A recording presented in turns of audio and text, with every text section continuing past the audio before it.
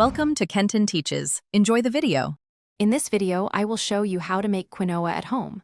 First, you'll want to rinse your quinoa thoroughly under cold running water for 1 to 2 minutes. This crucial step helps remove saponin, a natural coating that can give quinoa a slightly bitter taste. Using a fine mesh sieve is best to ensure no tiny grains escape during this process. Next, for perfect quinoa, combine 1 part quinoa with 2 parts liquid in a pot. You can use water or vegetable broth to add more flavor to your dish. Bring this mixture to a gentle boil over medium-high heat. Once boiling, you'll reduce the heat to low, preparing it for the next stage of cooking. Now, cover the pot tightly and let the quinoa simmer for about 15 minutes or until all the liquid has been absorbed. Do not lift the lid during this time. After simmering, remove the pot from the heat and let it rest, still covered, for 5 to 10 minutes.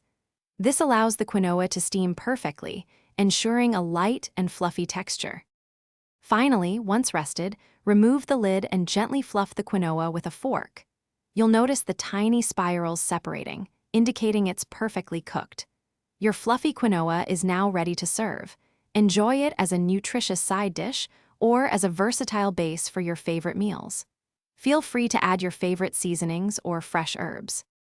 Thanks for watching. Please subscribe if this video was helpful.